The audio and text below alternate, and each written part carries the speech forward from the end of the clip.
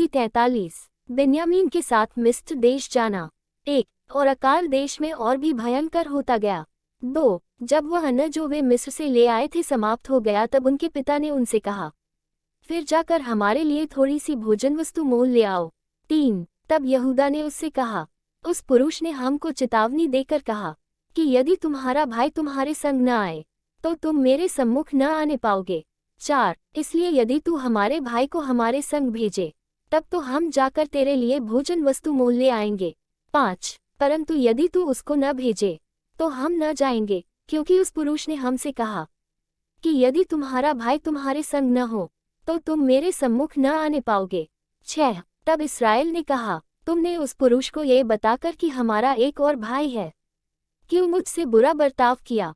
7। उन्होंने कहा, जब उस पुरुष ने हमारी और हमारे कुटुंबियों की दशा को इस रीति पूछा कि क्या तुम्हारा पिता अब तक जीवित है, क्या तुम्हारे कोई और भाई भी है, तब हमने इन प्रश्नों के अनुसार उससे वर्णन किया। फिर हम क्या जानते थे कि वह कहेगा कि अपने भाई को यहाँ ले आओ। 8। फिर यहूदा ने अपने पिता इस्राएल से कहा, उस लड़के को मेरे संग भेज दें कि हम चले जाएं, इससे हम और तू और हमारे बाल बच्चे मरने न पाएंगे वरन जीवित रहेंगे। 9। मैं उसका जामिन होता हूँ, मेरे ही हाथ से तू उसको फेर लेना।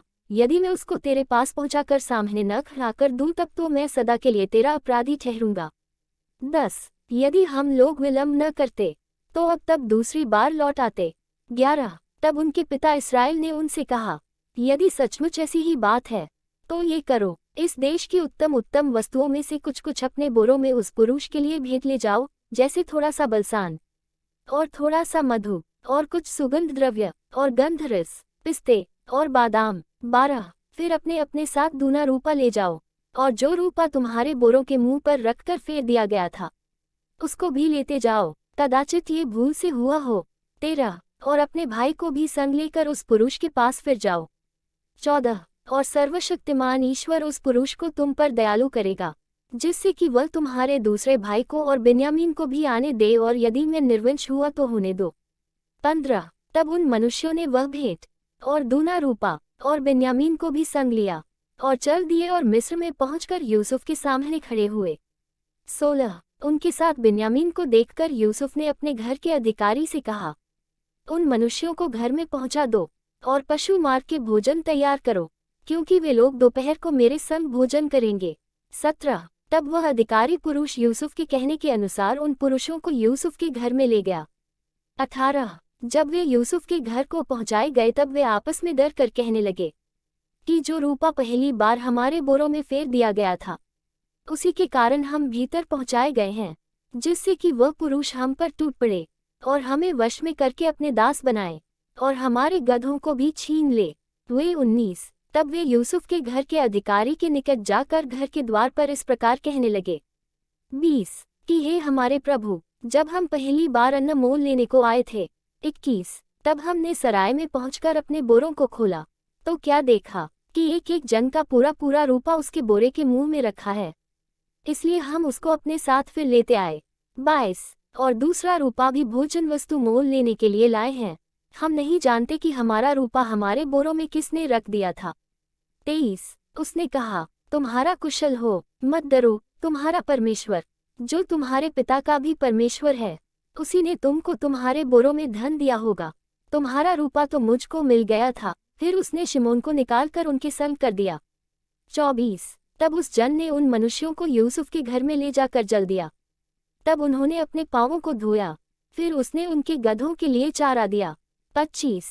तब ये सुनकर कि आज हमको यही भोजन करना होगा, उन्होंने यूसुफ के आने के समय तक अर्थात दोपहर तक उस भेंट को इकट्ठा कर रखा।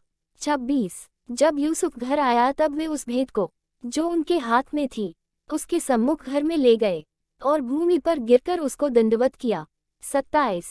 उसने उनका कुशल पूछा और कहा, क्या तुम्हारा बूढ़ा पिता जिसकी तुमने चर्चा की थी कुशल से है, क्या वह अब तक जीवित है?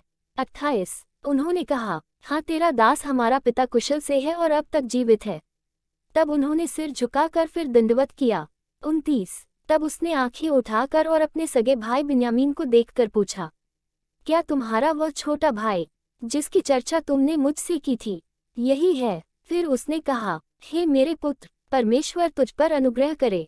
30 तब अपने भाई के स्नेह से मन भर आने के कारण और यह सोचकर कि मैं कहाँ जाकर रोऊं, यूसुफ फुर्ती से अपनी कोठरी में गया और वहां रो पड़ा। 31 फिर अपना मुंह धोकर निकल आया और अपने को शांत कर कहा, भोजन परोसो। 32 तब उन्होंने उसके लिए तो अलग और भाइयों के लिए भी अलग और जो मिस्री उसके संग खाते थे उनके लिए भी अलग भोजन परोसा, इसलिए कि मिस्री इब्रियों के साथ भोजन नहीं कर सकते, वरन मिस्री ऐसा करना घृणा समझते थे।